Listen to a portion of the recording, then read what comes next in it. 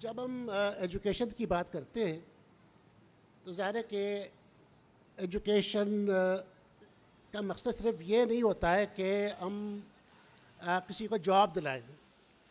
ٹھیک ہے، جاب بہت ضروری ہے، سوشل اکنامک اسپیکٹ بہت اسٹرانگ ہے ایجوکیشن کا، لیکن ایجوکیشن ایک اچھا انسان بھی بنائے ساتھ میں، اس کی بہت ضرورت ہوتی ہے.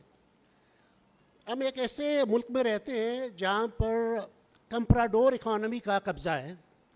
کمپراڈور اکانومی ہم اسے ایجنسی اکانومی کو کہتے ہیں، جس کا جو بنیادی جو کنسیپٹ ہے وہ کمیشن پر ہے، کیونکہ جب تک کہ باہر سے چیزیں آتی رہیں گی ان کا کمیشن چلتا رہے گا.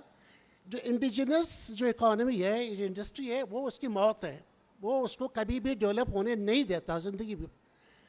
اور جب اس طرح کی ہم اکانومی کی بات کر رہے ہیں جہاں پر دیکھیں جتنے بھی ہمارے انڈیجنس اکانومی کا جو اسٹرکچر تھا وہ سارا 80s کے زمانے میں تباہ ہو گیا.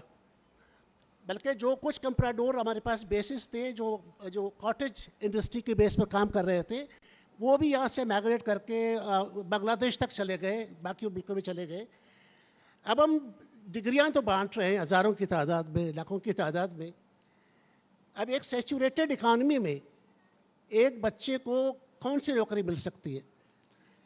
ایک کمپراڈور اکانومی میں صرف اور صرف ایک اکاؤنٹنٹ کی ضرورت ہوتی ہے کہ وہ اس کو رکھے، ایک ہیومن ریسورس مینیجر کی ضرورت ہوتی ہے وہ اس کو رکھے، پرسنل مینیجرز کی ضرورت ہوتی ہے وہ ان کو رکھے. لیکن ہمارے پاس آپ دیکھیں کتنی بڑی تعداد میں یونیورسٹیاں قائم ہیں، اس کے باوجود 2.3% ہم اپنے بچوں کو یونیورسٹی میں پڑھا رہے ہیں. یعنی کہ ابھی بھی 5% نہیں ہوا ہمارا ایجوکیشن میں پارٹیسپیشن. جتنے بچے ہمارے میٹرک میں نکلتے ہیں، انٹر میں نکلتے ہیں، پھر وہ کالجز میں جاتے ہیں، یونیورسٹی میں 2.5% کو اکوموڈیٹ کر پا رہے ہیں ہم لوگ. باقی لوگوں کو ہم ایڈمیشن ہی نہیں دیتے کیونکہ جگہ ہی نہیں ہے ہمارے پاس. وہ بچے پھر اور اسٹرکچر میں چلے جاتے ہیں. کہنے کا مقصد یہ ہے کہ جو ایجوکیشن سسٹم ہم چلا رہے ہیں یہاں پر وہ بہت ضروری ہے، اس پر کوئی کمپرومائز نہیں ہے. لیکن دنیا میں جو دنیا کے جو بڑے بڑے ممالک ہیں وہاں پر اگر جائیں، جرمنی ہے، فرانس ہے، اسپین ہے، امریکہ ہے، وہاں پر ووکیشنل ایجوکیشن کا ایک بہت بڑا پارٹیسپیشن ہے.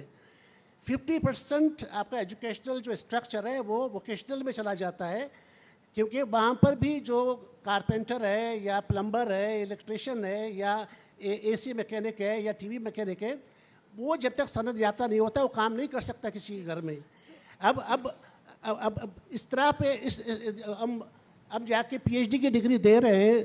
اب فلاسفی میں ایک بندہ پی ایچ ڈی کی ڈگری لے کے مارکیٹ میں جا کے کیا کرے گا؟